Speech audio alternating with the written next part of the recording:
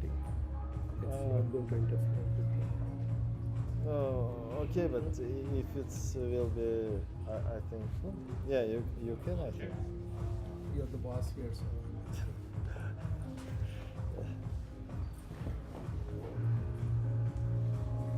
it's a small, not as professional as you.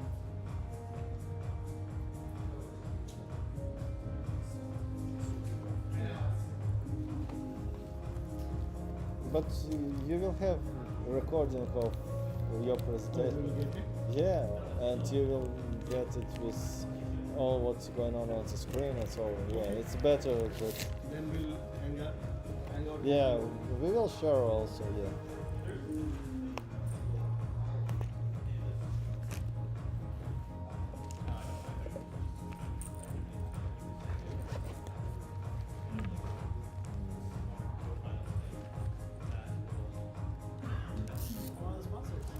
Yeah.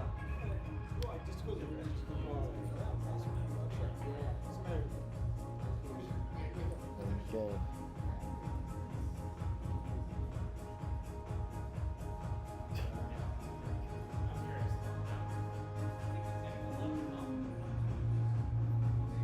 Cool.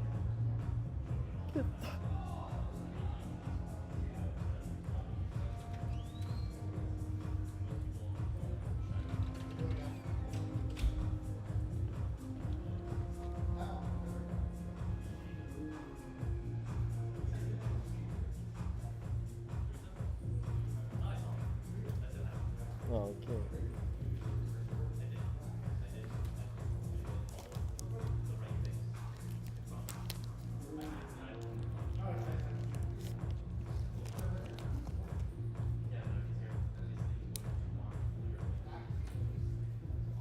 Yeah, so,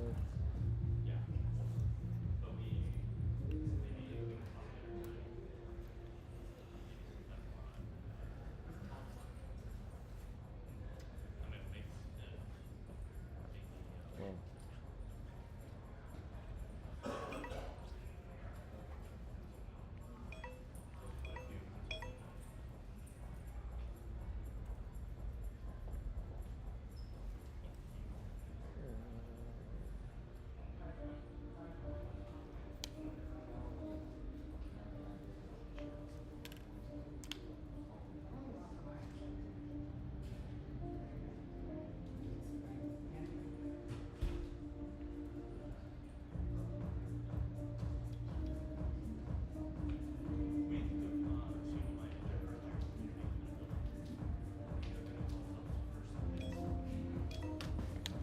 need to-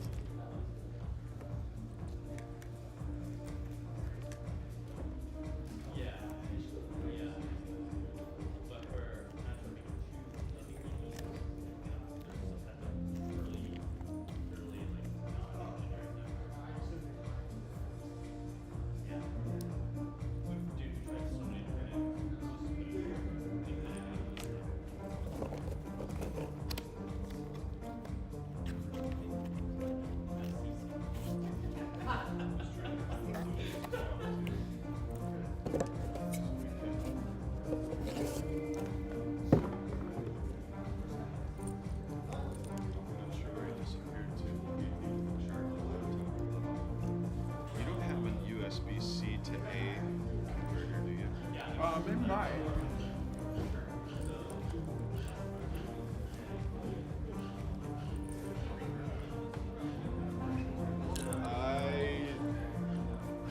I know I have 3 of them here somewhere.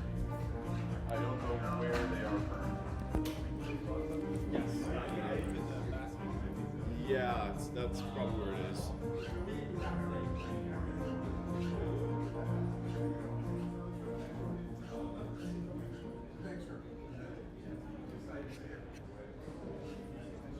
Yes. Yeah. What you'll do is once you plug it in, you will just I would say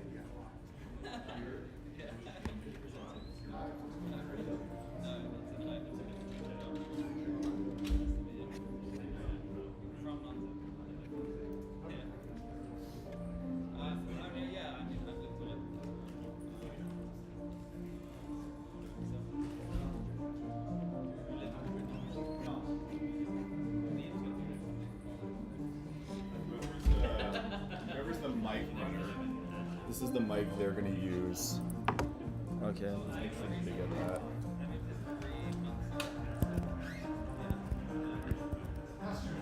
Okay, it's time to start.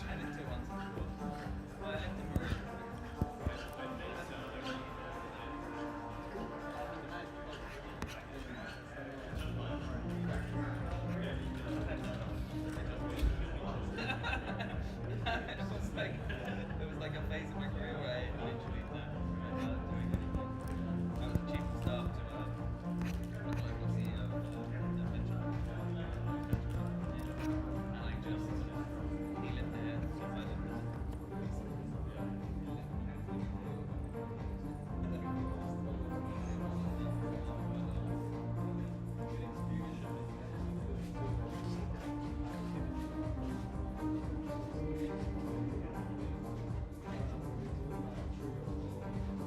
Oh yeah, it was great.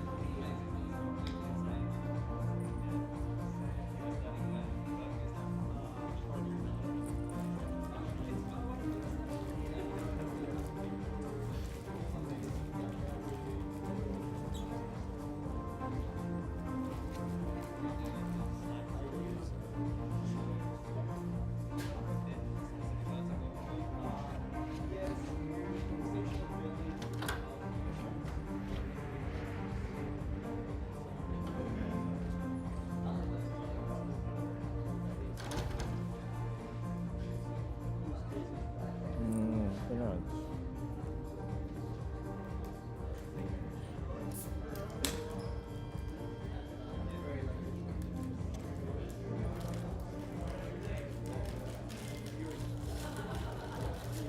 Чему постоянно офлайн?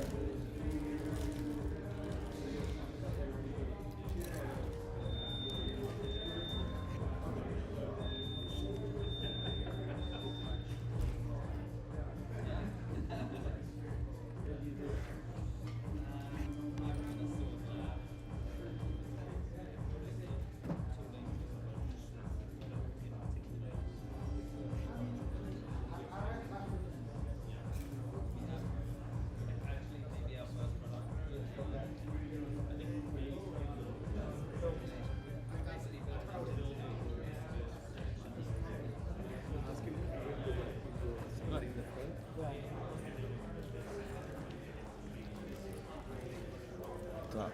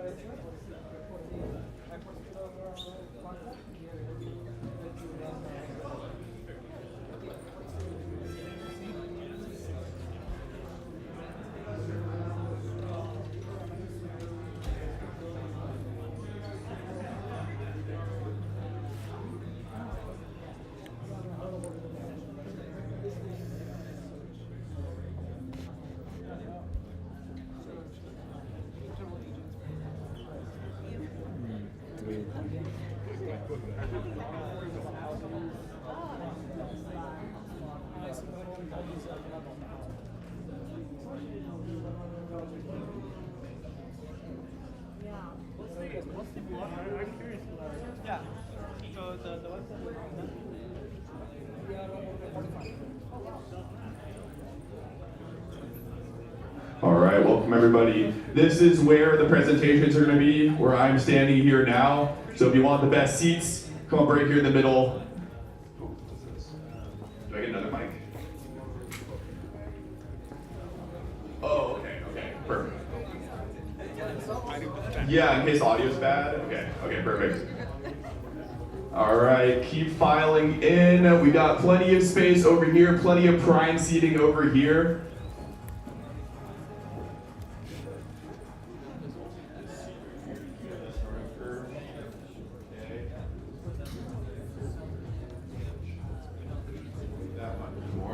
Keep making your way in. We'll get started in just 1 minute. Chris, can you check in the back and to see if people are still filing in? Check. Check.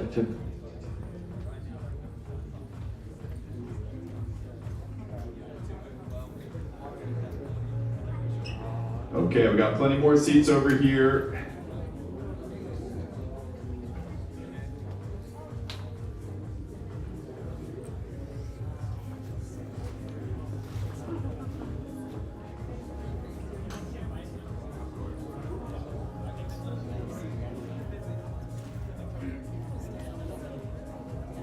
Okay, where did Chris go?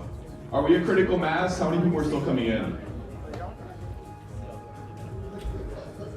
Put the seats up a little bit closer than last time. We got extra seats. This mic, the second mic is not ergonomic.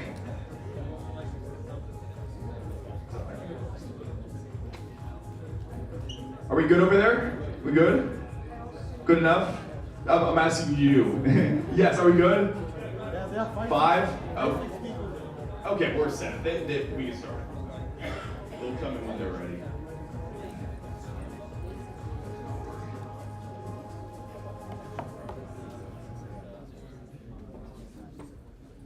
Okay, there we go. All right, welcome everybody to SF Demo Night. Can I get a huge round of applause to start us off for SF Demo Night? That's everybody. Round of applause. All right, thank you. Okay, my name is Chappie. I am co-founder and executive director of the AI Collective. I want to be the first to welcome you here on this awesome Tuesday night. We got a stacked night in store, so I will get straight into it. Oh wait, I can use this as my thing. Okay, tonight, as always, was a huge community-wide effort. From the AI Collective, we have an incredible crew of over 24 people who have helped make tonight possible. It's farther than just myself. If you look around at all the orange vests, you will see all the awesome people who helped make tonight possible. Give a round of applause for everybody who helped make tonight possible. Thank you so much. We are a grassroots, nonprofit, fully volunteer community, so everybody you see here is taking time and energy and putting it right into this event. We put so much heart into every single one of these, and I really hope it shows. We, tonight, are going to start doing something a little new, which is, out of all these people, we're going to highlight somebody from every single event. So, who better to highlight our first event than one of our fellow co-founders? Steven, can I get you up here? He's going to tell a nice little story about being part of the AI Collective. All right. Sorry. Hi, everyone. How's everyone doing? Yeah. All right. I like it. So the team asked me to share a little bit about my story with the collective today. So I thought we'd start at the beginning. I was born in 1999. I'm 5'11". Well, okay, I'm actually 5'10", but I say I'm 5'11" on dating apps. But okay, getting to the actual meat and potatoes. I've been with the collective now for 3 years. Started on my couch, and I think for me, I actually have a day job. I have a full-time startup. We do marketing for brands, and for me, you might ask, like, okay, how do you have time to do both? And it's really they synergize together. So I think this is kind of a message to those in the audience tonight.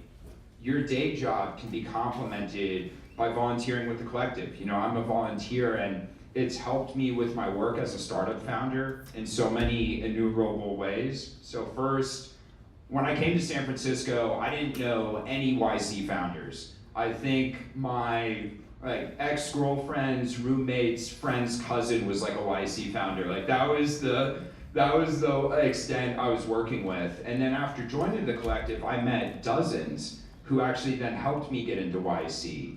And then when I was in YC, we raised our seed round after it, and our lead investor for that came from the collective. I don't even think they knew what we did really at the time, but it was just they knew I was a part of the collective and they believed in us. Later ended up hiring our founding engineer through the collective and promoted them to co-founder, countless customers, people we've hired, opportunities have come our way through the collective. So just want to highlight how even if you're busy, maybe you're working a full-time job as a software engineer, or you're in VC, or you're a researcher, or you're doing nothing with AI, the collective is such a great kind of modifier to your life that'll help you in ways you wouldn't even imagine, both career and personal. So anyway, you'll hear from me a little bit later. I'm going to be running the demos, but thank you all for coming out tonight. Round of applause for Steven. All right, thank you, Steve. Okay, so what is the AI Collective beyond what Steven just told you there? Well, actually, he kind of gave you a hint. The AI Collective was founded here in SF in early 2023 at Steven's apartment, cozy living room apartment. And since then, it's just kind of grown and grown very organically to the point where now you see it's crazy. We have over 100,000 members across over 100 chapters in 30 plus countries. I've already talked to a few people who are visiting, who have been to our events in I think Dubai and Paris and Mexico and other stuff like that. I hope that pretty much wherever you go or wherever you're from, that you can attend one of these awesome events. And we have over 200 now people helping to make this possible. So who's actually here, who's coming to these events? I like to say that anybody who is at these events is a pioneer on the frontier. Now I know it sounds a little corny, but we are on I believe, the frontier of human progress. And you look at how quickly things are advancing now, literally on a week by week, almost like a day by day basis. New frontier models coming out. It feels like the whole world is changing beneath us. So we bring people together to discuss what's going on, and specifically, I guess I should say, these three things, which is 1, exchange insights, 2, deepen our human connection, and 3, drive collective progress. I'm gonna go through this a little more slowly because this is incredibly important. I believe so deeply that the mindset that you approach tonight's event with will really dictate what you get out of it tonight. So with 1, exchange insights, you're gonna see a bunch of awesome companies demo tonight. Collaboration is the beating heart of innovation. That's first and foremost what we're all about. Second is deepening our human connection. You heard it from Steven. I love to say it too, that I didn't really know anybody before starting to do these events. I grew up very, very introverted, and this was kind of my way to meet people who are passionate about the same things I'm passionate about. Probably close to 100% of my friends now I've met through the AI Collective, people who are just as weird and quirky and nerdy as I am, and it's brought me so much belonging, and I hope everybody else who's here finds that as well. And the third is drive collective progress. We are not all just a group of individuals. If we all think positive sum and win-win, the math equation is pretty simple, we all win. So we're here to drive collective progress for everybody who is here tonight as well. Now, before we really get started, we need to give a massive thank you to our venue host, AWS. Do we have a representative from AWS this time? No, we don't. Okay, last time they gave a 5-minute presentation. Yeah, there we go. You're not from AWS, but I appreciate the applause. Okay. Tonight also would not have been possible without our 2 awesome co-sponsors, Rome and FlexAI. Can I get a huge round of applause for Rome and for FlexAI for making tonight possible? Yes, we are nonprofit and volunteer, but these events, and especially the food, is still incredibly expensive. So we thank our sponsors for helping make tonight possible. Now you're gonna hear from FlexAI a little bit later, but what I do wanna do is feature Rome now. So hopefully you've heard of Rome. They've had some really crazy growth recently. Now they could not be here to represent them, but fortunately with AI Collective, we use them every single day, 7 days a week. I think it's been so critical to what has helped us get to this point of being in 30 plus countries worldwide. So I wanted to give a little quick demo of how we use Rome. You can actually see, this is our AI Collective Rome. You can see all the different floors for all the different regions around the world that we have members. Oh look, Rohit's here. I'm gonna go say hi to Rohit and knock on his door. And so you can see we're just in our offices right now. Oh, and there's Rohit. What's up, Rohit? Hey, Chappie. There we go. Okay, awesome. So we're in Rohit's office right now. I'll go knock on his door multiple times a day to just check on like the awesome engineering that he's doing and stuff like that. Rohit, do you want to come join me in my office? So you can see that this is camera off. It's really nice when it's like 5 a.m. and it's super early, and I don't want to be camera on quite yet, or I'm running around doing tasks. Another cool thing you can see down here, let's see if I can click on it, is I have a shelf. It's like my own little personalized shelf with just things that make me me. So can I click on this? Okay, so we have like our first few events down there. There's me being a bodybuilder, me publishing apps and working at awesome companies and stuff like that. We have a few different other things. You can actually go to the meeting room. If you want to follow me, Rohit, to the meeting room. This is where you go camera on. Okay, so you can see me there, and there's Rohit. Everybody say hi to Rohit. Rohit's actually hiding in the back somewhere. But you can see, actually down here, it's recording meeting notes. So I'm gonna go ahead and leave this. Thank you, Rohit, by the way. I'm gonna leave you be. I'm gonna go back to my office, and then, let's see if I can click on it. It's like hidden down here. Okay, over in here, oh, did it move? Oh, okay, wait. Here it comes. Okay, so then I can see all my past meetings, a lot like Granola. Who here's used Granola? Hands up if you use Granola. It's a lot like Granola where it records all your meetings, which is super awesome. So we host most of our meetings at Rome, but even if you don't, you have all your meetings in here, and I can see, I have a lot of meetings. Oh, this is the SF Team Sync. So this is actually the event or the meetup that our team hosts every single Monday where the SF team, everybody you see here with the vests, gets together. You can see we had a few action items, all the stuff up there. And it's just super nice and convenient to have this all here. The last thing I want to show, besides the virtual office and besides our meeting notes here, are the lobby. Now, I know everybody probably has a Calendly, right? I found this is a lot better than Calendly. One of my favorite things is you can actually have your shelf right there, so when people sign up for meetings with me, they can see a little bit of my quirky personality. And then it's all just, of course, centralized in this Roam platform. And now there's a lot of things I don't have time to show you, like they have like AI agents built in and crazy stuff like that. But it really has been so incredible to use Roam and scale through Roam these past few months, and we're so lucky that we get to work with them. In fact, they've given us a very special offer just for anybody who's in the AI collective, so don't share that code or whatever. But you can, get an extended 1 month free trial, and then you can see the price down there.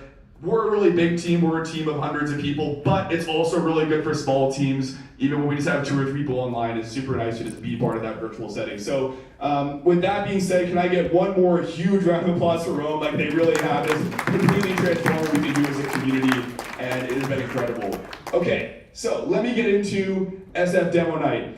Who here has been to an SF Demo Night before? Show of hands.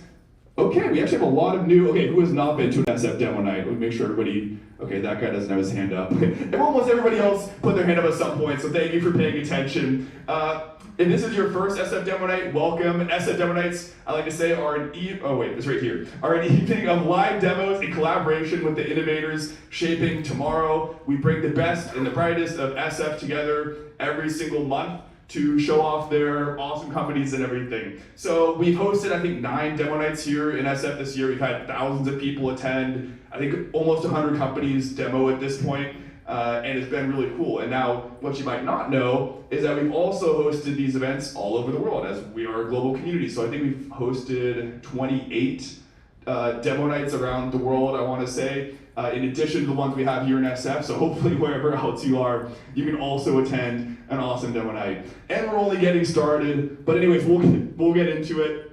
What does this mean for you? What does all the stuff that I just shared mean for you? Well, tonight is a night to connect, to learn, to be part of something greater than just yourself.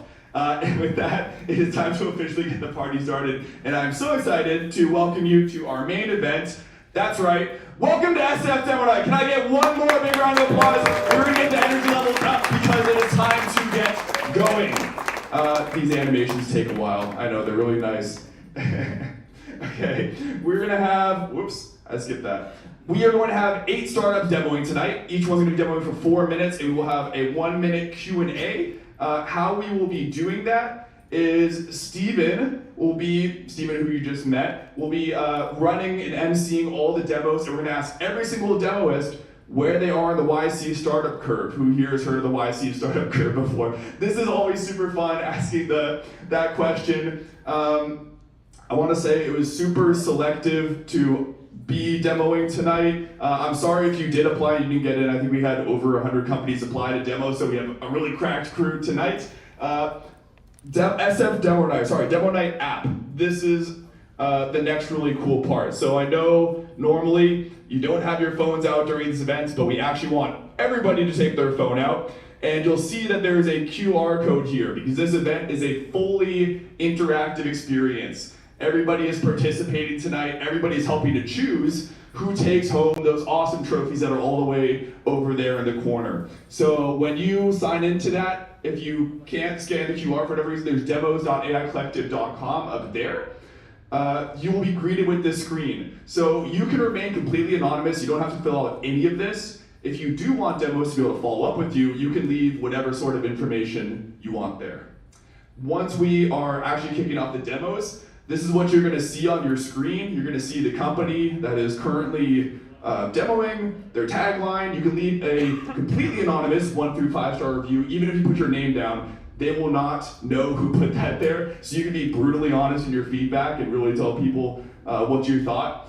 You can leave whatever sort of text that you want, as well as there are a few buttons you saw at the very bottom. You can do virtual claps, you can learn more, you can say you want to invest in the product or work with them. Lots of cool stuff. Now, once we go through the 8 demos tonight, you will have the chance to vote for those, again, those awesome awards over there.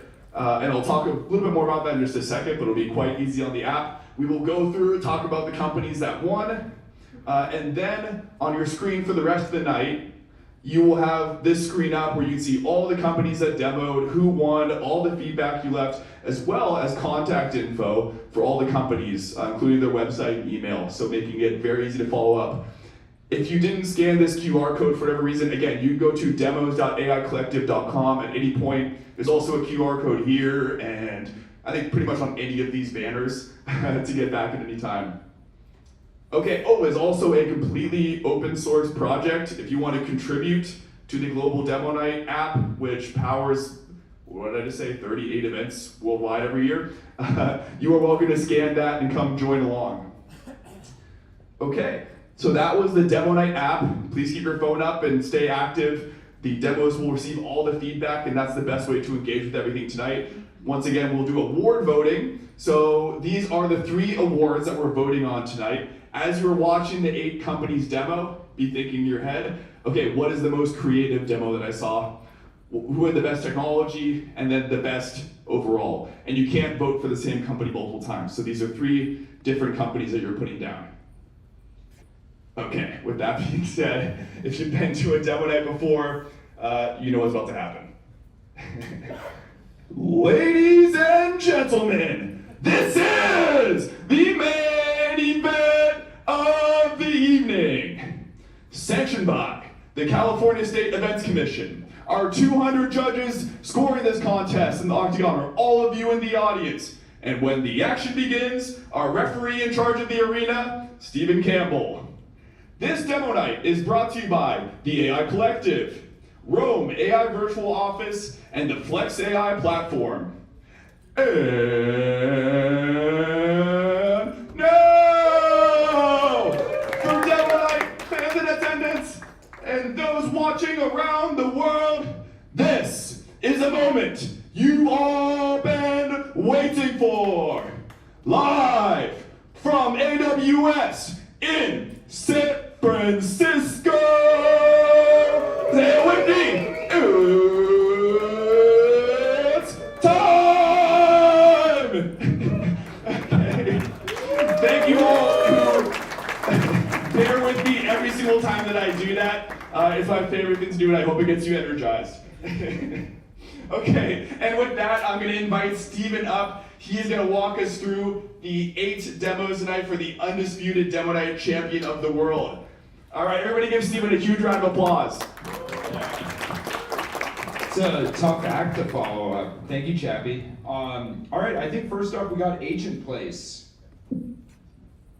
Wow, okay, this is a multi-time demoist. You've demoed before, Vlad. Do we have another over here? Yeah. All right, I believe you're our first boomerang demoist. Did the first thing work out, or is this what you demoed a year ago? No, it's evolution. Did not work out. Okay, nice. No, it's actually work out. With the tech was too early, and we finally figured it out. Give me a sec. Vlad, what kind of feedback would you like from the audience tonight? Actually, any feedback regarding messaging, marketing, etc. would be welcome. It's a little bit, I think this product a little bit ahead of the curve, so it would be great if you fully understand how you can use it, or people how they can use it. Awesome. Okay, so this is your reminder. Pay attention to Vlad's demo, and then keep in mind he's looking for feedback on messaging. So when you're in the app, please give Vlad feedback. Are you ready to enter Yes. the demo arena? Yes. Say yes, Steven. Yes, Steven. Perfect. All right. Okay, so once again, I'm a founder and CEO of Agent Place, where we create agentic websites and AI native apps. Everyone uses ChatGPT or Gemini, and it's kind of our daily assistant, but our web is completely outdated. We have websites that are look like digital brochures and SaaS apps that not very intelligent and their UI is super over-engineered. We think that every app should go AI native. And we created an architecture which basically puts the model at the core of the application. Here's an example of agentic website where the model controls both the behavior and interface of the app.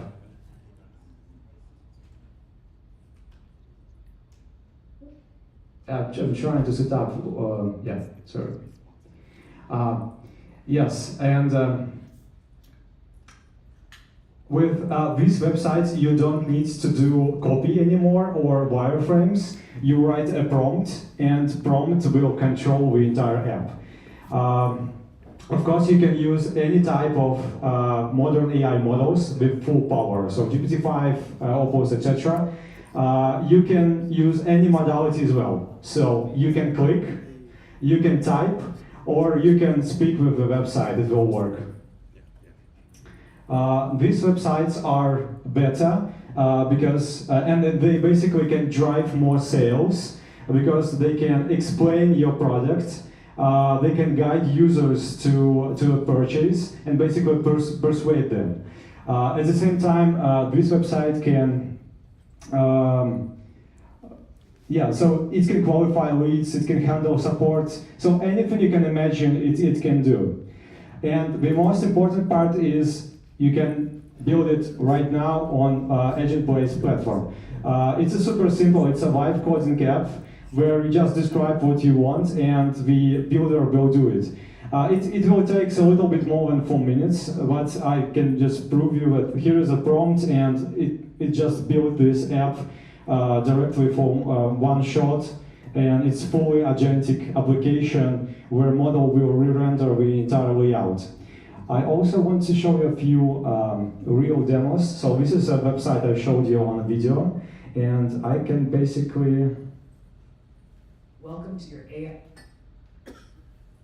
Great choice.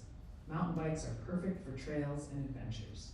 Check out these top specialized models above, from XC racers to aggressive trail bikes. So I can do anything on the website and the model will be always with me. So this is just one example, but I also can show you one more. I can type, so I can ask a website to find me a coffee maker under 5K, and it will also reveal the layout to find this. And this is my personal website. It also can speak. Hey, welcome to my AI profile. I'm Fortune UI, diving deep into AI, building tools, and calling out what really matters in tech, like why latency kills user experience. Ask me anything about models, projects, or markets. Yeah, and this is it. If you want to reach out to me, the best way is to use my Twitter DM. We're hiring, and if anyone wants to work on the future, all right, we are at time. Yeah. Round of applause for Vlad. Thank you. All right, my mic runners. If you would like to ask Vlad a question, please raise your hand, and we'll get you a mic. Otherwise, I'll have to come up with a question and it's going to be stupid. So please raise your hand. While we're doing that, Vlad, where are you on the startup growth curve? It's like inverted, like upside. The curve? Or? Stage crash. So I think we are right before the inflation point. It's either here or here. Promise Wow. Promise. Yeah, Okay, it's not investors. promised. Investors. They must be in the room for you. Yeah. All right. Where's my question? Yep. What is yell out? Just yell it.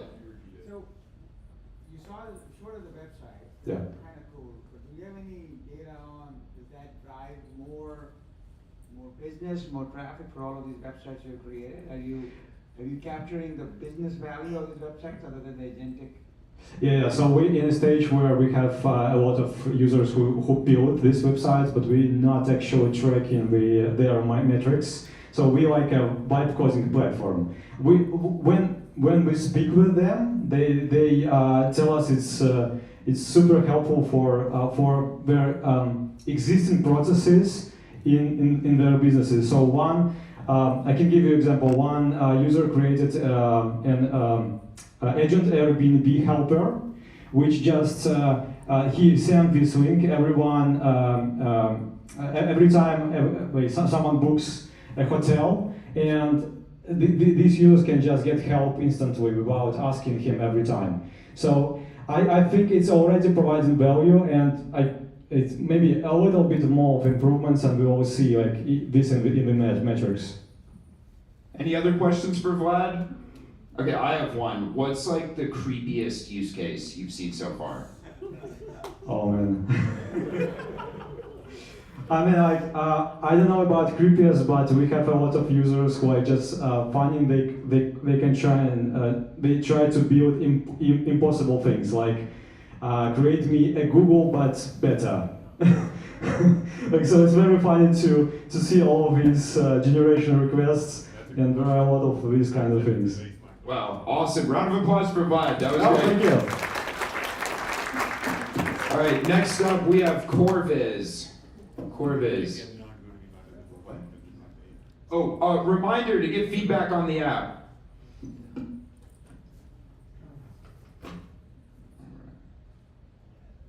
How's it going? Good. What's your name? Wasim. Wasim. Okay, Wasim, I have a question. Did you generate the name Corviz with like a random SaaS business name generator? I had the name before ChatGPT was actually a thing. Wow, so you came up with that yourself, okay. What kind of feedback would you like from the audience? So essentially, like, would you use this, and what other tools are you using in your flows for dealing with a lot of images? So. All right, are you ready? Yes, we are. Say, yes, I'm ready, Stephen. Yes, I'm ready, Stephen. Okay. All right, so my name is Wasim. I'm the co-founder of Corviz, and we're building the first visual AI workspace. So the idea is that we've seen a lot of people struggle to work with a lot of images. A lot of people just like waste a lot of time just looking for an image, and then the flow is kind of scattered. So people are editing photos with Nano Banana, they're generating images with ChatGPT. If they want to share them, then they have to put them in Google Drive or Dropbox or Frame.io. And then if you want to do something like Google Lens, but for your own photos, good luck. So that's why we built Corviz, and it's kind of like an all-in-one platform for working with 1,000 images. So we do photo search, editing for photography and marketing teams. We do tagging. We also do specialized models for healthcare and forensics. And I'm gonna guide you through a demo now. So my demo is going to be about like photography. So we say you're a photographer for a college, so you took a lot of shots. The interface is pretty familiar. It's kind of like a Dropbox or Google Drive, a little smarter. So it generates descriptions with AI automatically. And then as soon as you upload an image, it also tags the image, understands what's happening inside of it. It also identifies the faces. You can just click on the face and find the same person in the whole workspace. And so from here, I'm just gonna kick off a bunch of workflows at the same time. So I'm gonna do detect the jersey number each there. And I'm also gonna change the background to this. I'm gonna upload an image, say like you're editing for social media. And yeah, so these workflows are kicking off. And we're gonna be seeing them like in real time, doing the tagging. So you can see here it identified the jersey 9 and 4. It's also editing. I don't know if any of them finished. So you see here. It's still working on it. Yeah, this one, for example, finished. So you can see it removed the background and then changed the background to the one we set. And then once all the photos are tagged, we can actually just filter by tag. So just get us the photos of player 4, things like that. And then we also built an agent, so you can just chat with your photos. You can do things like, we still have time? Okay, that's going well. Okay. Trying to, okay, let's just ask it. Make an MVP post with layer 5 for our Instagram. And so this actually has all of the tools available to it. So it can search, it can edit, it can tag. It can also like do some specialized things for the forensic and like the other workflows. And all of them are available as tools. And so, yeah, you'll see the results in a bit, but this platform is also available as an SDK and a CLI. So if you're a developer, you can actually use this from your terminal, or you can get started with the SDK and essentially like build what I just showed you as your own app. And yeah, just one last thing. And we're at time. No more things. No more things. 2 months free. 2 months free. Okay, no, you're not done yet. Okay, so reminder to give Wasim feedback if you would use this or not in the app, and then raise your hand if you want to ask a question. Yeah, we're gonna do the curve, but okay, there we go. All right, Wasim, where on the curve are you? You guys already have help docs, so I'm expecting you to be pretty far along. Wiggles of false hope. Wiggles of false hope. Okay. How many users do you have? Around 2,000 now. Wow. Okay, that's awesome. All right. Question. All right. I didn't get to see the MVP. Did you show it, or do we? Right there. He's a plant. That doesn't count. All right, you're disqualified. Next question. So besides forensics, where do you see the biggest B2B use case of this? Sorry, say that again? Besides? Where do you see the Biggest B2B use case. Let's make sure. I think that mic's off. Yeah, I think mostly like photography teams, especially like the sharing kind of like works with, we want to make it work with the network attached storage, so bundle it with network attached storage as both a hardware and software solution for these teams. And then forensics, we actually started a pilot with some law enforcement agencies. Yeah, I think like maybe healthcare. We don't have the expertise there, but we can go into it. Law enforcement agencies. I would not be advertising that if I were you. All right, we had a question over here. Chris, no? All right, we could call it then. Spyware for law enforcement agencies. Round of applause. All right, next up, we have Brief. Watch out for your competitor, Boxer. All right.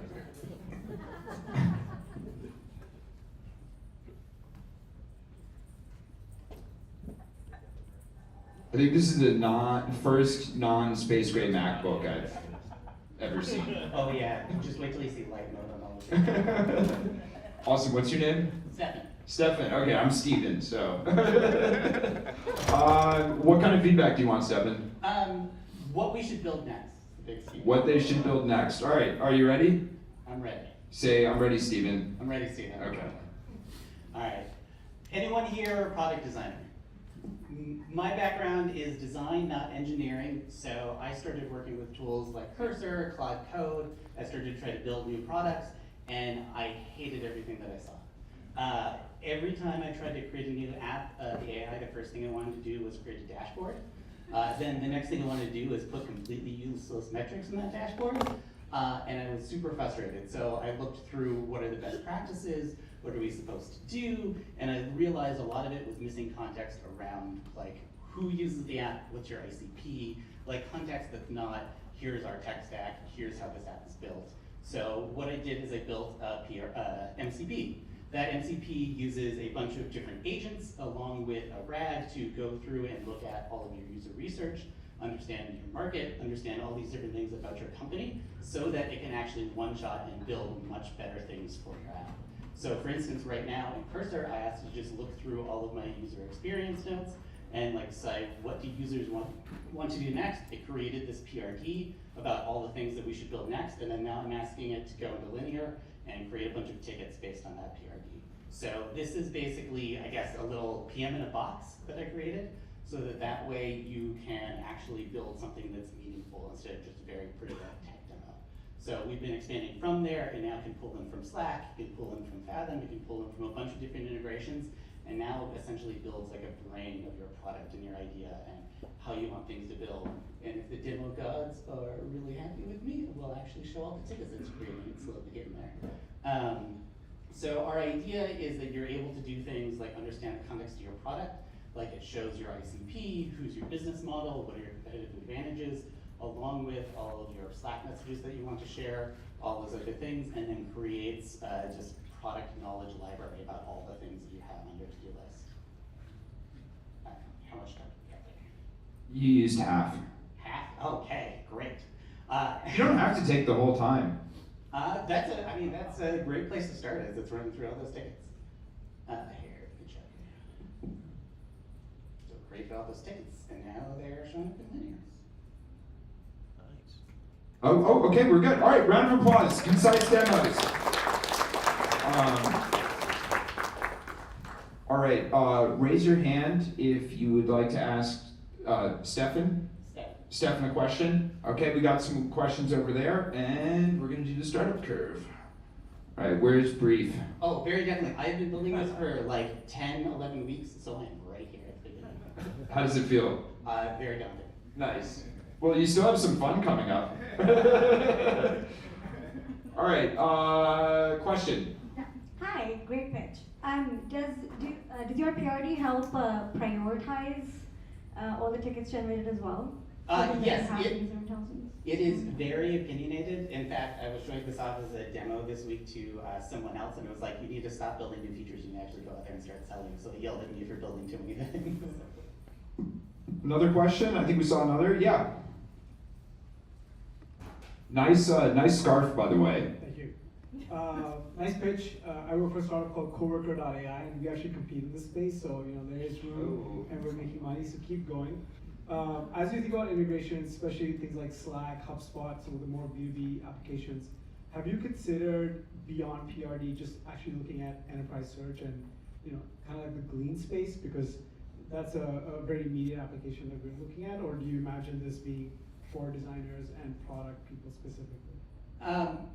I think the goal for us is focus, because I can tell you from personal experience, whenever I have to not use my computer and use someone else's, and I just have like a very blank version of Cloud Code or like Cursor, and I start building stuff, I personally feel the pain of no, this doesn't understand this problem correctly, it doesn't know what it's doing. And so that's my focus purely for selfishly, because it's what I need for my build process to build out new features.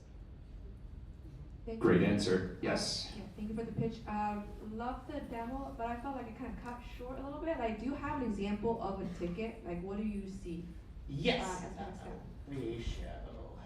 I'm gonna restart the timer. You have 2 minutes. So here's a ticket about folder matching. So we have a thing where you can email a specific folder and it'll send like all the information from your email to that folder. And I had a problem where I built it so it wasn't case sensitive. So we had a bunch of folders with different case titles. And so it's showing me how to like fix that ticket. All right, we can call it there. Thank you, Stefan. Reminder to give feedback. Just remind the audience of what kind of feedback you wanted? What to build next. Okay, what to build next. All right, round of applause. All right, next up, got two at once here. Next up, Extra Copy. Continuing our trend of GPT named companies.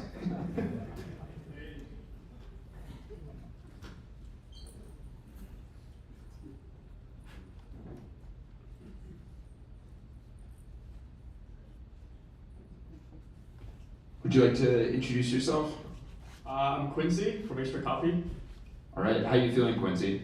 I'm feeling, feel like there's like half of this is like serious faces, half of this is really hyped. So. Nice, okay. What kind of feedback do you want from the serious or hyped faces? Serious and hyped faces, if you're business owners, tell me what's your plan for Q1 for growth and we'll help you get you there. Great. What about for the hyped faces? Hyped faces, keep it coming, you know? Get to the next event, join AI Collective, over 100K members and all. Oh, Quincy, wow. You should join the partnerships team. Yeah, man. All right, are you ready, Quincy? All right, let's go. Say, yes, I'm ready, Stephen. Yes, Stephen. Okay. All right. Raise your hand if you're like a business owner. Do you run a startup or SMBs? Perfect. So business owners usually have two problems. One is that you have no idea what you're doing. Okay. The other thing is you know exactly what you're doing. You just don't have the resources to do it. So this is where we come in. We connect every business data about you, about your product, about your solution, about your customer, your market, everything. We want to know your business better than you do. Then you can see that we have agents assigned to see what kind of tasks we can help you to do. So in this case, we connect every business data right here. We do like a website with design. That actually is not just the design. We take into your ICP to hone the narrative. And voila, instant facelift. But at the same time, you can see that the narrative for the search firm with case study right over here as well. It's just one click. So you can just publish right over here. And you can just, I don't know, run a social media post. So again, we take into your consumer's perspective. So you can see that the left-hand side and the right-hand side, huge difference, but it's actually from the same source data. But we make it easy to read, make it viral, and then get you more inbound traffic. And hopefully, they'll convert. So this is what's running behind the back. Every workflow we do, since we have source data coming in, we also have the performance data as well. So we know exactly which one is a good job, which one is not, and we can trace it all the way back. Yeah, this is like the work we've done with our customers. They get more inbound traffic. We help them to narrow down their ICP, shorten the sales cycle, and well, one of them got 21x sales in 3 days. We're hiring, come reach me, and we're finishing around before holidays. Cool. Wow, round of applause for Quincy. Are you named after the president, John Quincy Adams? Okay, all right. Quincy Jones, I'm coming from a music background. You're named after Quincy Jones? Yeah, man. Dude, what? That is a little bit of black. That's awesome. And I play trumpet. Wow, that's actually San Francisco. No one gets it. He's like an artist. Anyway. All right, raise your hand if you have a question for Quincy Jones. In the meantime, where are you? We're profitable, so I think we have some false hope. Hopefully get to the promised land. What round, like what series is this round? So we just broke 300K out this week. Oh, well, you're way over here, man. Oh shit. Yeah. All right, I'm over here then. Way over Okay. here. Yeah, I got more photos than I thought. All right, nice. Question. Thanks, man. Hey, Cheers. Where's Chris? Where's my question? Ask a question yourself. Ask a question yourself. How do people hear about your platform, your initial customers? They Good mostly question. inbound or a referral? So right now it's purely inbounds and word of mouth. We just do really good jobs. But back in the days, first free customers, we scraped job listings and see what kind of roles we can automate on growth, marketing, sales. Then we come in and say, hey, we can do it faster, better, cheaper. And that's how we get our first few customers. And now it's just inbounds. Talking like he has 200 million in ARR. Yes. So basically, are you like a CXM platform combined with? Think of us as a market fit machine that helps you to do go-to-market, everything in the funnel. So if you do not have enough customer traffic, we help you to get more inbound traffic. Once we get enough traffic, we can isolate down your ICP, different narratives, the different distribution channels they're using, and then shorten your sales cycle. And you can do everything in one click. Yeah. Any other questions? In the front. Question about languages. Yeah. Traditional Chinese, simplified Japanese. These are the ones that we've tried. And then Vietnamese we're trying as well. If you're using like a framework or any of these other service platforms, Those we don't have integration. It's one click to copy and paste. Yeah. All right, round of applause for John Quincy Adams, or no, Quincy Jones. Quincy Jones, sorry. Thanks, man.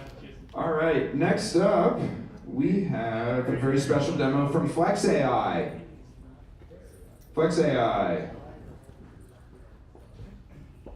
All right, welcome.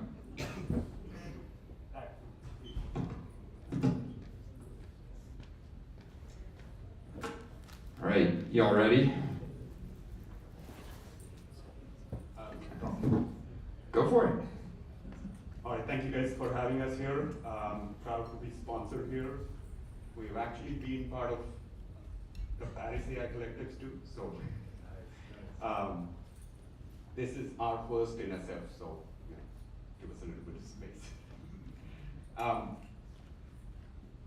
I hear a lot of creativity in this room. Pretty much every single idea is kind of unique, but they're all kind of looking at the frontier models as their starting point. How many of you have used ChatGPT, Gemini, or Claude to build your applications? No, not for personal use, to build your applications. Most of you. When you start building these applications using ChatGPT, Gemini, or Claude, it's a great starting point. It gives you a good head start. But the moment you start doing something specialized, let's say real estate in India, let's say French business law, these things actually will struggle very, very quickly. The reason is these models are trained on general purpose public data. They don't have any of the private data, they don't have any of the specific knowledge about the specific domain.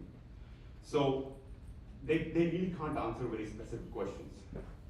And the second thing is the moment you start scaling, early days, when you're doing 200 million ARR like Quincy was doing, it's okay. But the moment you get to $1 billion ARR, these things will be very, very expensive. Sam Altman was giving trophies for trillion tokens. Guess what? Those trophies were very, very expensive.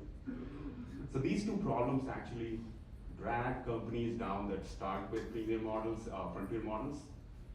And the next option for people is to go fine-tune their own models. Fine-tune something based on open source, use some private data, use some fine-tuning based on whatever their specific use cases are. And one of our companies, one of our customers, like ML, had similar problems. They were trying to build a paralegal solution for French business law. The open source solution they picked didn't do really well, was crapping out at most of the things. It was also a very large model, so the inference cost was becoming very, very big. They came on our platform, within a few days, they were able to fine tune that open source model, reduce the cost of inference by 50%, and actually did better than the open source model than they started with. And that's what you can do on our platform without having to worry about the infrastructure. And I'll talk about why do you need our platform, what does it do? If you have ever tried to build a model, even the smallest model, it takes days to weeks to set up the infrastructure to actually start running some fine tuning. And then if you are now launching inference using the trained model, the auto scaling and the scaling of the infrastructure is just massive pain. All of that can be done within minutes on our platform, and we'll show you how to do that on our platform. So Vish here is our product manager. He might actually benefit from one of the demos before, the PRD one. This will show you how you can fine-tune a model on multiple GPUs across InfiniBand with a single command line. CLI and UI? Here you're showing CLI. You can do all of this on the GUI too. Everything that he's showing there in the CLI, it's easy to copy paste. Everything works on the GUI. Now the result is going to be a fine-tuned model based on the private data that we are feeding in there.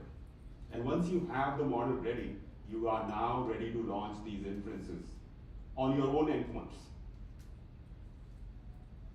Now before we do that, one of the things that we saw was people were not really sure how to select the right architecture, how to select the right number of GPUs, where should we launch for the capacity required for your models, for your customers. So we created this thing called Inference Sizer, and if you can go there. For that, you want to talk about the observability for the models? Absolutely. How many of you guys have actually fine-tuned or trained a model here? Okay, that's great. So you probably will recognize this dashboard that we created. This is a fully integrated dashboard of the run that we had before. This is about an hour-and-a-half run, 16 GPUs. You can see the utilization in the first chart, memory usage, CPU usage, bandwidth, and you can also find and debug any issues. For example, if you were running into any CPU bottlenecks or network bottlenecks, it will show up all on this single unified dashboard. We also provide APIs, so if you have your own environment, you can actually just take the APIs instead of using our dashboards. Let's go to the Sizer. I'm actually very proud of that because it's actually based on math and science. We take all of the data sheet specs, data sheet from the hardware accelerators, and we plug in the requirements from each of the models. And based on the bandwidth required, the data size required, the compute in each GPU, we can predict what kind of models do you need to get a certain requests per second. So he's entering Qwen32 or DeepSeek, and it will tell you which GPUs you should select for best performance, best latency, or if you're interested, best cost. So most of the time MI300 shows up as the best cost. Actually, this most people don't know. The MI300 cost compared to H200 is about 4x better. We're not going to be quoted on that, but it is. And once you know what architecture you want to launch on, how many GPUs you want to launch with, you can go to the trained model on this dashboard, all on GUI, and actually run an endpoint. This endpoint allows you to select whether you're selecting your own model, which was fine-tuned or trained on FlexAI. You can select fractional GPUs. If you don't need a lot of throughput, if you don't need a lot of capacity, you can select smaller amount of GPUs. You can also select auto-scaling. So auto-scaling basically allows you to change the number of GPUs that we allocate to you based on the throughput or the required number of tokens. And boom, you submit the request, you get an API, you can use that in your own application, or use any of the blueprints that we have created already for you. So we'll show you the blueprints. One of the blueprints, one of the example use cases is the, let's go back to the, let's go back to the chat. So one of the examples is, you have the endpoint running. Now this chat is running on our endpoint. This is the same fine-tuned model that we created. You can just, if you fine-tune it for a specific use case, it will actually do much better on that use case. Now from there, you can actually just start launching your own applications and or use our own are blueprints that we have been building for you guys. Dara, did I miss anything? Okay. These use cases, these blueprints are based on some of the feedback that we get from customers. It might actually fit what you need, what you want to use and play around with. And finally, since we built all of this for you guys, you can actually come in, apply for the startup program, and get some credits from us. All right. There's some tokens, not really, but yeah. These are Bitcoin. These are Bitcoins. That's it. Thank you. Awesome. Round of applause for FlexAI. Question.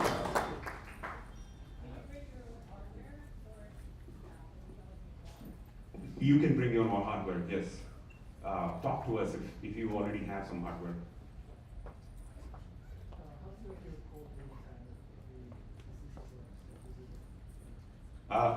You're running inference.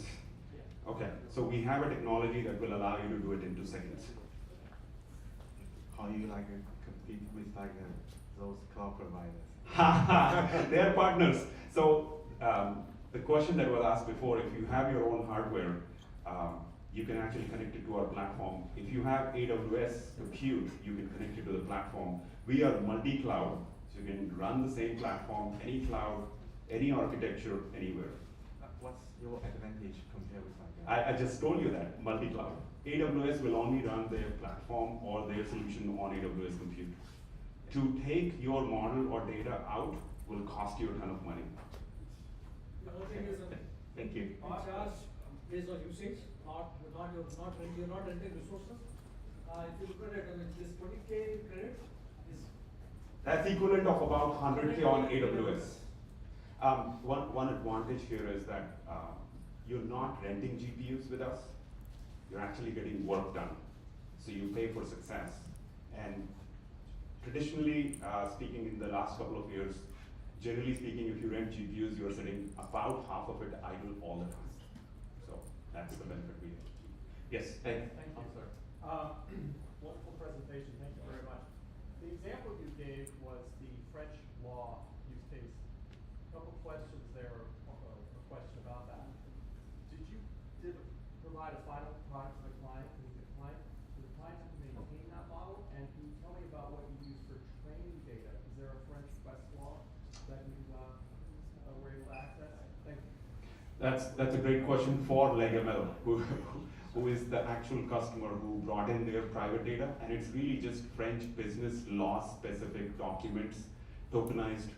So we help them capture all of that information, but it's their proprietary data.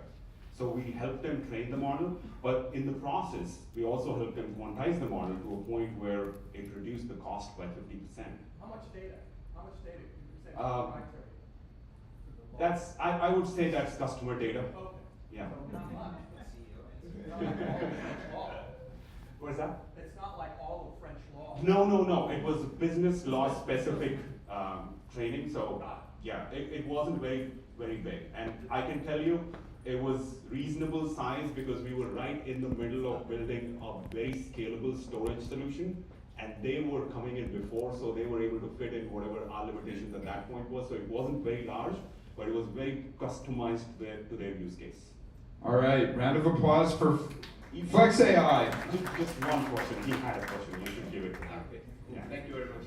Okay, well, we are in the taxes space, and our service applies for Brazil, all Latin America, China, and I don't know, Spain. So we can use your service to train the taxes model, because that's going to be a challenge for us, right? Absolutely. In fact, the right way to do regional taxes and laws is to build regional models.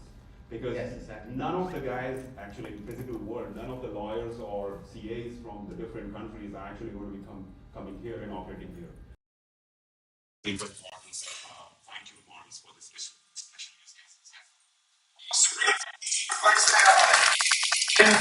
If you want to ask more questions or regionals, they'll be here by their banner outside during the mingling time. All right, next up we have Atentio.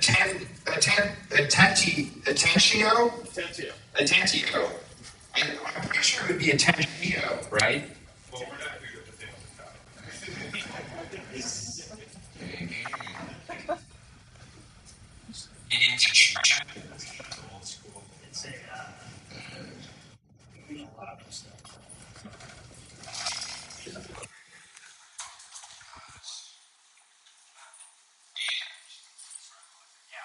guys should Max.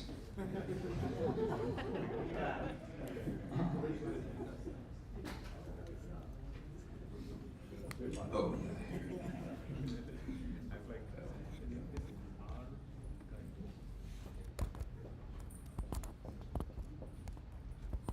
I think this is our first demoist ever not with a Mac. I think maybe in the history of Demo Night. So bear with us, everyone. We're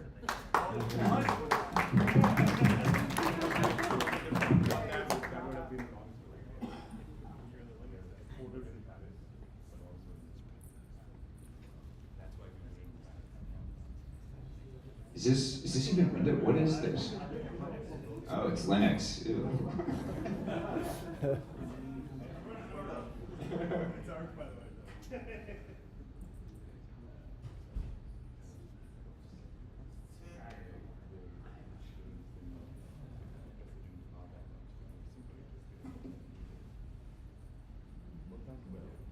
All right. Are you all ready? What? Here you go, sir. Why don't you introduce yourself and then let us know what kind of feedback you want from the audience. Absolutely. My name is Grady Hanna, co-founder, president, COO of Attentio. This is Lucas Valine, our lead researcher, technical co-founder, and CEO. And to all those people who raise their hands, who post-train models, train models, anybody deep into the model, we have something we think is pretty special, and we want to hear all the war stories, all the goods, all the bads, what you think of what we're doing here. Thank you. I think you are the best dressed demoist tonight. That's right. We got to get you a blazer like this, Chappie. All right, are you all ready? We're ready, Steven. Oh, wow, okay, I love these guys. Let's do it. So everyone's heard about continuous learning. This is continuous learning now, and that's a grandiose statement. That's a grand statement. Bring your skepticism. But what Lucas has created is utilizing in-context learning, transferring data directly from the context window of the model to model weights and LoRa's with no intermediary steps. This includes system prompts, commands, as well as knowledge updates. And so what Lucas is showing you here is training running directly from the context window of a model. Everything here is running on this archaic laptop. And his visualization framework will show you the training running in real time. Now, with no further ado, I'm going to pass it over to Lucas. Yeah, hey, so what we've created at Attentio is a new way of post-training models. So take any off-the-shelf transformer-based language model, and we can take behaviors from the context window and bake them into the weights. So the basic idea is you have a model that understands natural language, and you can prompt it into different states. And so our idea was, if we know the behaviors of that the model's exhibiting, and there's something we want to maintain permanently, why can't we just train that in directly? So what makes our post-training method different is that we don't require large labeled, either hand-labeled or synthetic data sets. We can train directly on the activations of intermediate layers in the model. Basically, that means the only training data we need to update the weights is the data you would put into the context window. So things like instructions, information you want the model to know. The training that I just ran, so this is running on a very modest gaming laptop. And we're training a 3 billion parameter model, so it's not terribly large, but I just fine-tuned this small context window into the weights of a 3 billion parameter model. This tool that I'm using is a tool we've developed in-house at Attentio. And it is kind of gives us all sorts of evaluation utilities, so we can basically see in real time. Is the model behaving the same way as it was when we had a context window? So the goal of the training is to basically bake in these long-term memories. And so part of that is looking at attention scores over time, and then also things like KL divergence of the logits, and then we have a whole ton of other metrics that allow us to do these sort of automatic evals on the models that we're training.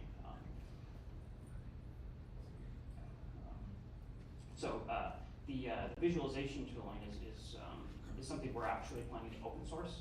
So these 3D visuals here of the internals of the model, kind of as we're training it. This is just an extension of PyTorch. So if there's anyone out there who does a lot of development work in PyTorch, we think that this framework will be helpful for a lot of people. Thank you so much. And I just want to emphasize one point that Lucas made, is that context distillation, all other types of training that you've heard of, they all train on the output of the model, on the logits. Lucas's method trains on the internal activations of the model at each layer, and calculates loss and trains each layer as its own model. And so it creates an entirely new method for accuracy, and that's how we can get the sample rate efficiency that we're exhibiting. All right, round of applause. That was insane. Atentio. Did I get it right? Atentio. All right. Raise your hand if you have a question for Atentio. I see we already got some hands up. In the meantime, maybe you both give individual answers. I'm curious. Where are you? I would say we're right here in the getting high on our own supply. Nice. What about Lucas? That's a technical co-founder if I've ever seen one.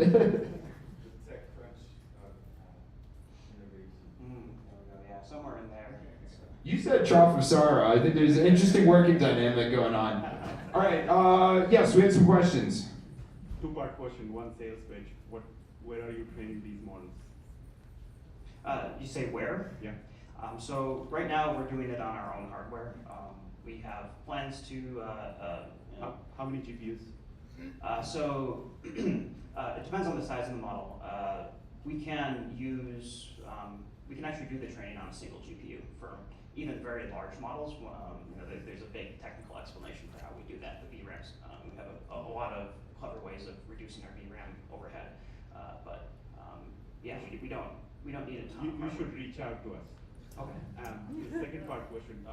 It seems like you're not labeling anything and you're generating some sort of context. How does it work? How does the model training figure out what's right or wrong if you're not labeling? Yeah, so we do have labels. They are more of kind of a self-supervised label. So our labels are actually it is kind of an alternate forward pass that we do. We collect intermediate output. So kind of the high-level explanation that we like to give is in-context learning is the model is learning something during the forward pass, and so we're using in-context learning as kind of the source of labels for the latent space of the LLM. So we have intermediate activations and then in-context learning.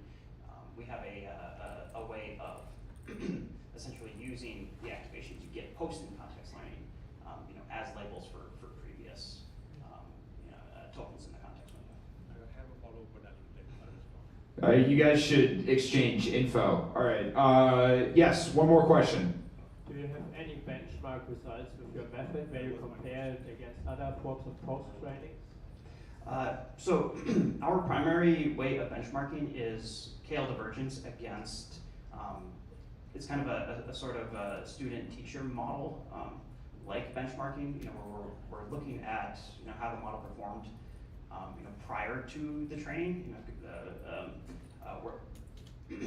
One of the kind of benchmarks we are working on right now is a needle in a haystack comparison. We want to show that that this method works for not just like very large context windows, but like hundreds of millions of tokens potentially. And so that's kind of an active thing we're doing is working to get benchmark data like that.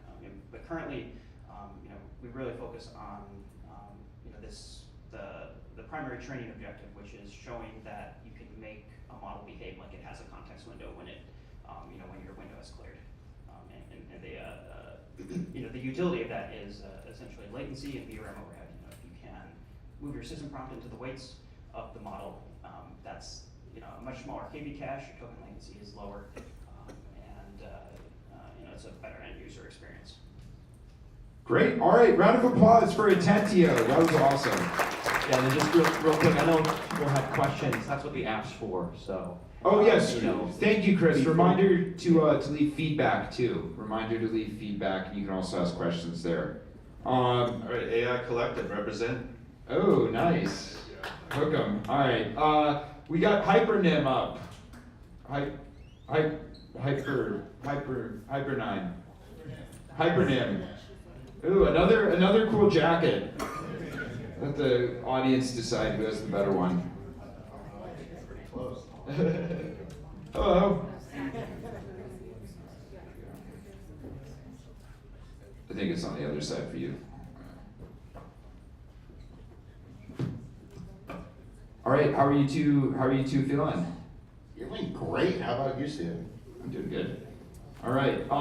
What kind of feedback would you like from the audience? I would like to know what developers struggle with the most with cogen platforms.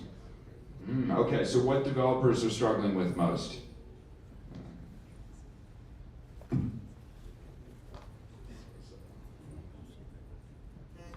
Oh.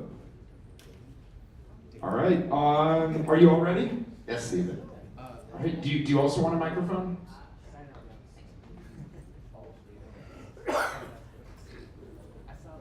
Cool there. Hey, I'm Nick from Hypernym. We build compression algorithms that let AI perform radically better. We started with database compression and then focused on evals. And today we're really excited to show you something brand new around cogen. Right now, cogen is great for like one-shotting a web page or even a couple of pages, but as soon as you get into production repos, it struggles a lot. You can't fit a full repo into context, even a million context window from like Gemini 3. Here's one example from Meta, their agent research environment. It fits quite neatly into context, but then you can't ask anything. With Hypernym, the GIF will wait.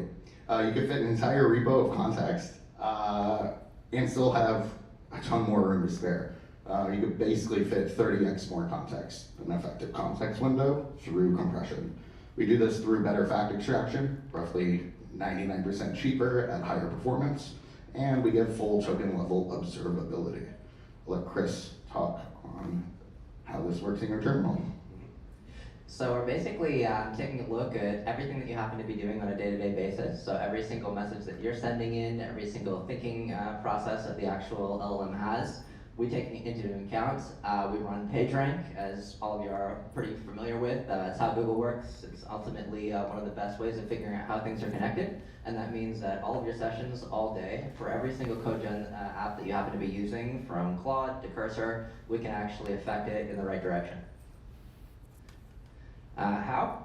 We do, frankly, better fact detection. What you can see on the screen right now is some new best-in-class results. It shows effectively if you're trying to use state-of-the-art Sonnet 4 in order to detect the facts from any specific Python file, you'll end up with something that's approximately 30% that file size, but if you push all of those individual factoids back into something like Sonnet 5, or sorry, Sonnet 4.5 or Opus 4.5, you'll actually only end up getting the actual code that looks approximately 70 to 72% of what it is it used to have. With our technique, you can actually get up to 80%, and this thing is about 12% of that actual file size. So even with the best-in-class state-of-the-art improvements of what it is that we have today, we can do approximately 3 times better straight up. Yeah, I don't know. So the key facts from this are 30x effective context, 99% cheaper fact extraction. We have lots of colors. And it's available now if you have money.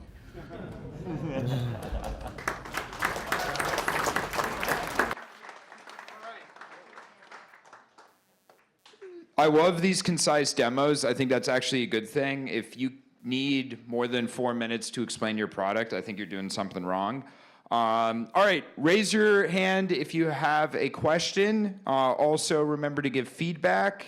And y'all want to do separate answers? We can start with you, Nick. Yeah, probably the crash. Crash of ineptitude. Is that more of a personal reflection or one on the team? It's a personal reflection. Okay, so maybe you guys need therapy as a company benefit. ChatGPTs. Yes.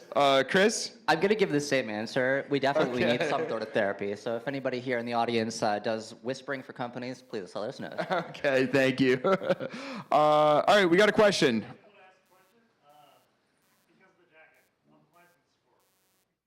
Well, yeah, the Wiseman score we basically had to build ourselves, but it's basically 30. Nice. I don't know what that means. All right. Yep, we got a question over there. Mic runners.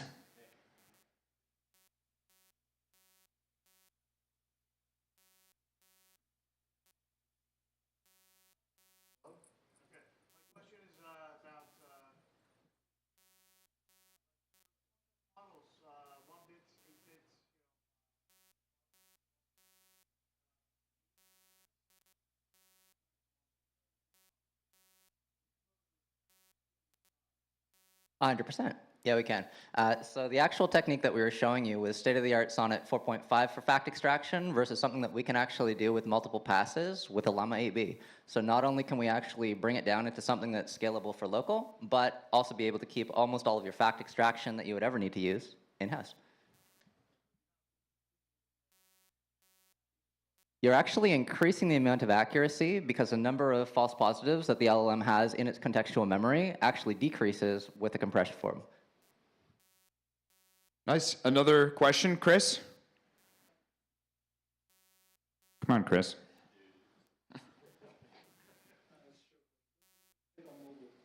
It will fit on mobile. You can actually run Llama 8B on mobile phones.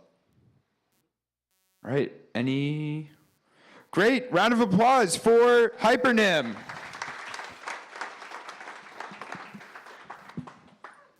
Thank you. All right. Up next, we have Crucible.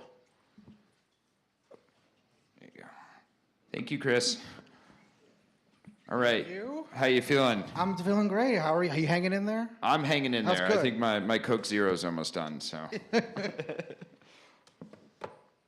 All right, what kind of well, why don't you introduce yourself and then tell the audience what kind of feedback you want. Yeah, hi. My name is Sinan Ozdemir. I'm very happy to be here. I am one of the founders and CTO of Crucible.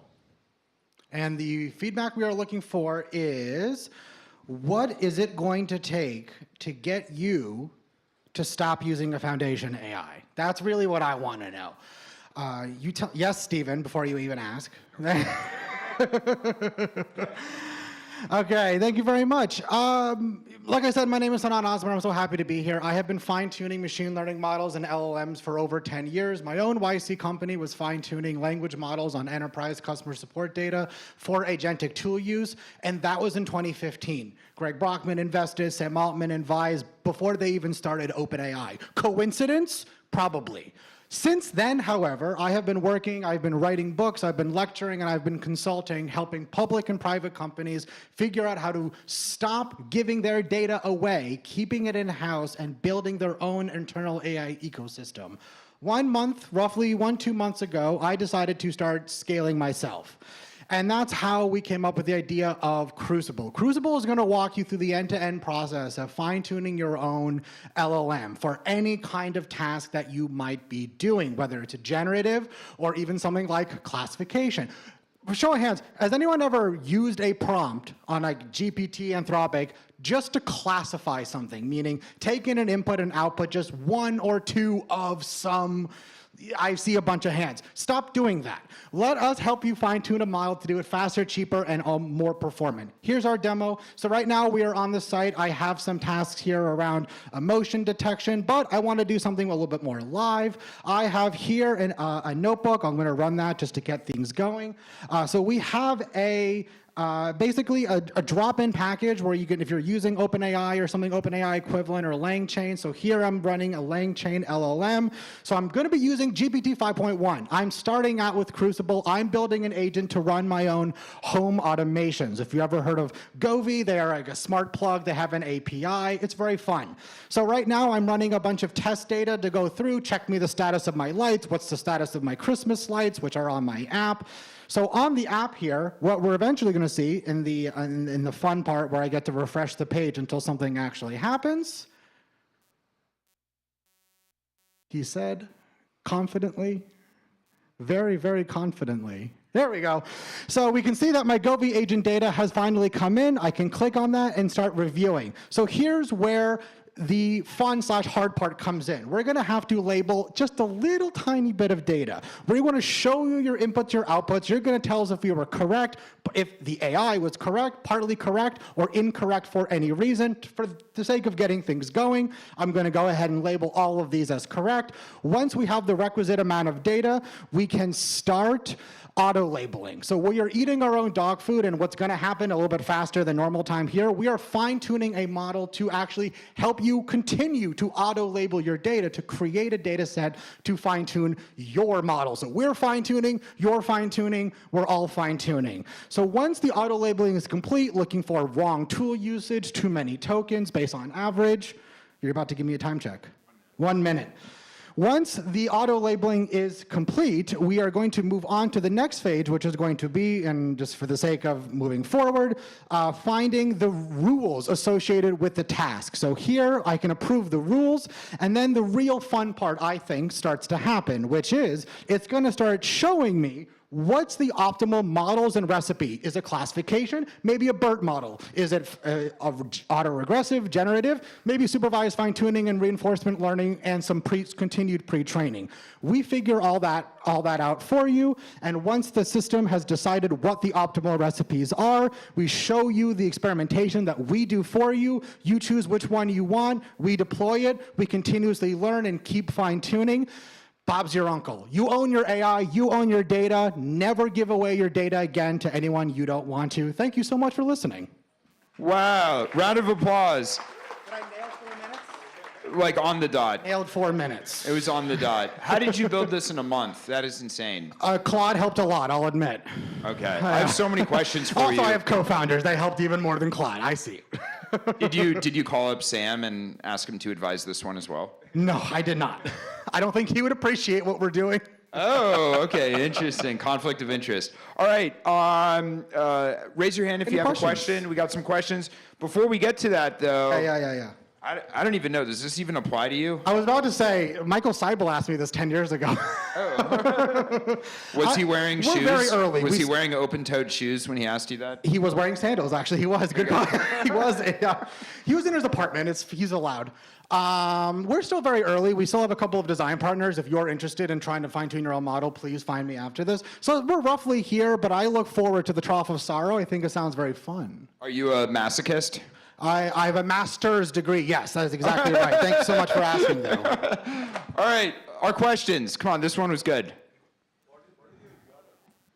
Use Crucible.ai. Yeah. It looks like localhost. This one is localhost.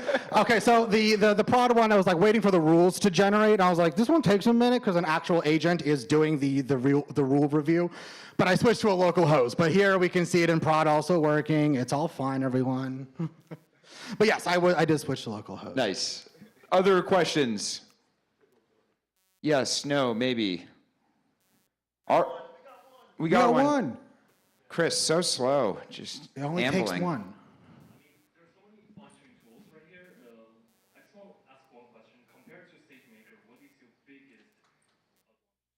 I've had the pleasure of interviewing one of the lead developers of SageMaker, Leo Durack, on my podcast, and he and I jammed down on this for like over an hour. He will agree with me that the decade plus of auto ML tools that have been coming out, the biggest problem they all tend to have is they're built by developers for developers, and specifically ML developers. This entire platform was built not with ML engineers in mind, let me say. If you can write a prompt, you can use Crucible. So I think where we really differ the most is instead of figuring out the compute, figuring out what the auto scaling is, don't worry about that. We'll tell you if you need to quantize it. We'll tell you if you need to do reinforcement learning or not. We'll do all of that and all the experimentation for you, orchestration handled. That's kind of where I feel like this is, again, scaling me in a lot of ways. Round of applause for Crucible. Thank you all so much. That was incredible. All right, reminder for everyone to please please leave feedback on Chappie's app. He put so much effort into making the demo night app, Friday nights, Saturday nights, just grinding on it. Please leave some feedback. All right. Oh, we got a meme.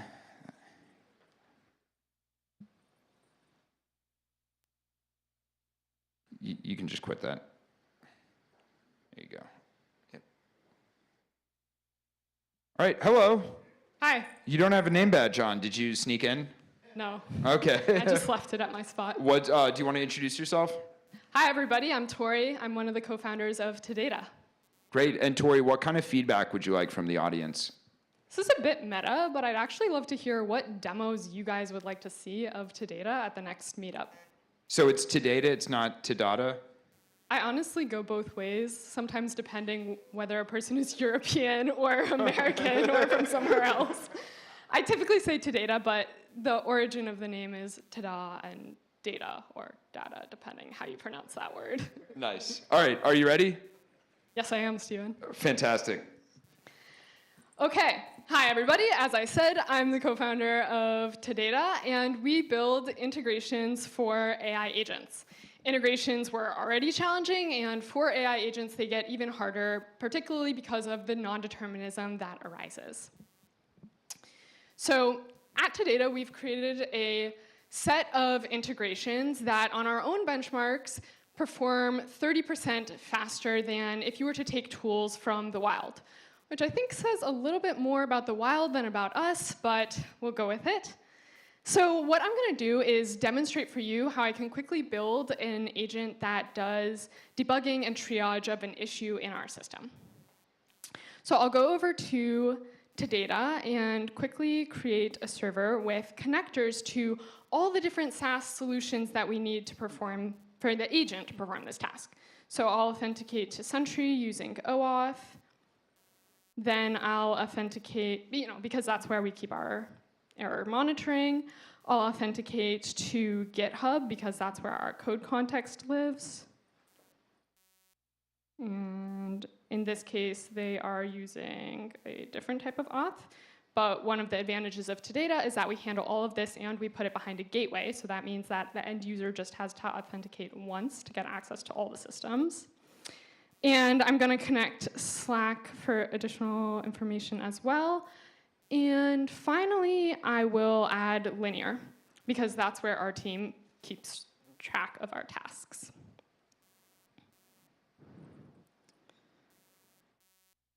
Here.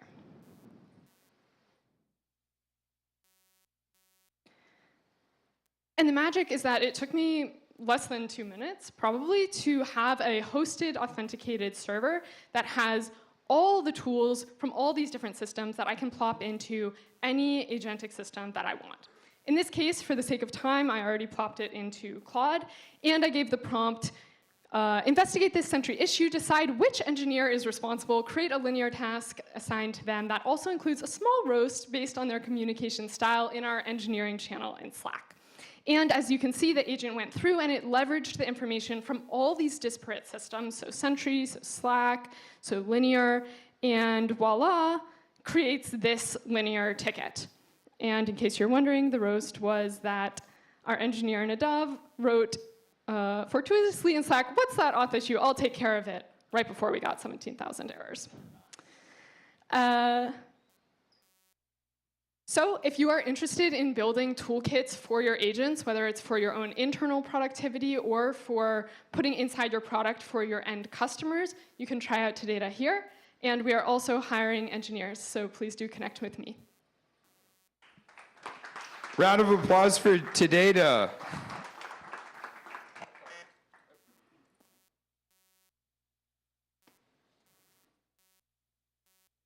All right, raise your hand if you have a question for Todata. Chris? Chris, you better have an effing question, man. All right, in the meantime, Don't make me do it. where, oh, it's back? Yeah. Okay. In the meantime, where on the startup curve is Todata? One thing that I think is interesting about this is that you probably go through this repeatedly, and this is like the small picture and the larger picture and the larger picture. I think for us, so we created the open source Fast API MCP, if anybody here has used it. It went extremely viral with 10,000 GitHub stars and over a million downloads in just a couple months. So I feel in some ways we've gone through this, and now we're creating the Data platform, opening it up to self-serve, and starting to head up here. But probably you repeat this so many times as a startup founder. So. Very nuanced answer, I agree. All right, Chris. What's your question? My go-to question is always just, what's the creepiest use case? But I don't think people want that. Do you have a creepy use case? Not really. Honestly, I'm mostly impressed with the cool things that people build with Data. So, for example, this weekend we sponsored our very first prize at a hackathon, at the MLH hackathon, and the winning team basically built a agentic cursor for your computer that brings AI to whatever you're doing, no matter what app you're in, and it's connected to Data so that it brings all the knowledge from your SaaS products and proprietary information into whatever you're doing at the moment. That's pretty awesome. Yeah. Any other questions for Data? Are you going to use it to help you hire engineers? Yes, I already use it a ton. Like, we use tons of mini agents that we've set up with Data in order to run our own company, of course. Wow, maybe we can talk after. I feel like I could use that. Oh, we got a question. You were the plant, dude, your band. To give them extra demo time.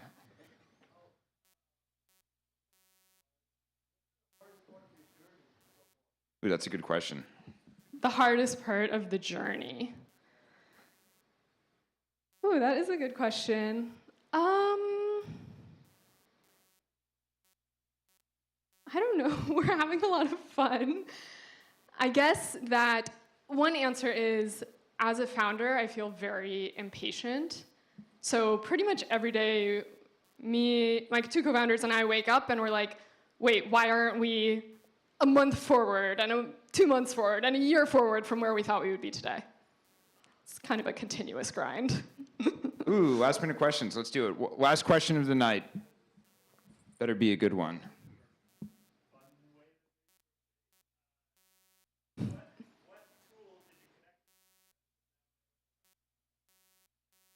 Ooh, okay, so the question was, what tool did you connect to Data so that you would never have to go back into it again, which is a good way to criticize the UI and UX of a different product.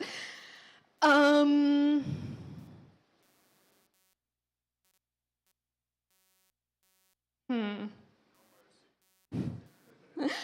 try to throw shade in a different way, also to a company that I did intern at, admittedly, which is getting the authentication to work for the Google Suite.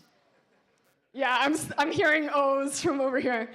Is really, really painful. So maybe from ever having to build another app that does authentication to any part of the Google Suite, we did it into Data. Awesome. Round of applause for Data. All right, now I think we're on to the voting section, but stick around because all the demoists are going to be sticking around, so you can ask them even more questions about French business law or whatever the other stuff was. You are right. It is voting time. Who's controlling the Demo Night app? Can you move it to voting mode? If you look at your phone now, you will be able to vote on the awards we have tonight. I'm going to go grab the trophies. You want to come with me? Sure. Okay, so look at your phone. You can vote on the 3 awards. We have Best Overall, Best Technology, and Most Creative. Once again, you can only vote 1 company per 1 award. So you have to pick 3 different companies. The 8 companies there that you saw tonight can all be selected. I'm going to put something cool on the screen while you are doing that. Additionally, let me just go to the next slide before I do that. We're doing something new tonight again, which is we are doing a member survey. Once you've voted on your 3 results, look at the very bottom. There's a little button you can click on. It help us improve. It's like a 1 or 2 minute survey, super quick. You can also just scan that QR code. That really helps us out. We're trying to make these events and our community in general better and better every time. So I'd really appreciate you taking a moment to fill out that survey. Again, it's super easy, and it means a lot to the entire team here who are wearing the orange vests. Okay, to keep you entertained, I have this fun video on the AI Collective. The problem we see is that there's a growing gap between how fast technology is moving. We see it every single week with AI. And then we have our ability as society to understand, to adapt, and to guide the technology and the society around us. That is the core of what the AI Collective does, is creating those forums for complex, nuanced dialogue, for understanding each other, understanding our shared humanity, being vulnerable, being authentic, relating to one another, showing that compassion for each other. That really can only happen in person, and that's the core of what the AI Collective is.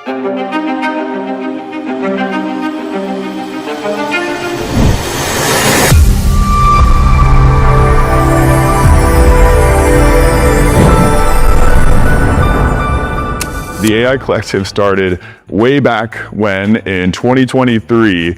This is right after the launch of ChatGPT. Everybody started talking about AI, and the conversations that me and my friends were having every night in our living room, we were wondering if more people wanted to join the conversation. So I texted a few friends saying, hey, you want to come talk about what's going on in AI with us? We gathered 12 people together in a room and just had the most incredible conversation that night. So after the first event, we had 12 people. The second event, we already were up 30 people. And by the third event, we had over 250 people sign up for that third event. And going into the second year, we had more and more people reaching out to us who were visiting from New York, who were visiting from LA, visiting from Miami, saying, can I take them with me back to my city and start hosting these events? Early in 2024, we finally said, sure, to a couple of people. That's how the second chapter, the third chapter, etc., took off for the Gen AI Collective. Where we are now, we have 25 chapters globally. We are in 5+ countries around the world.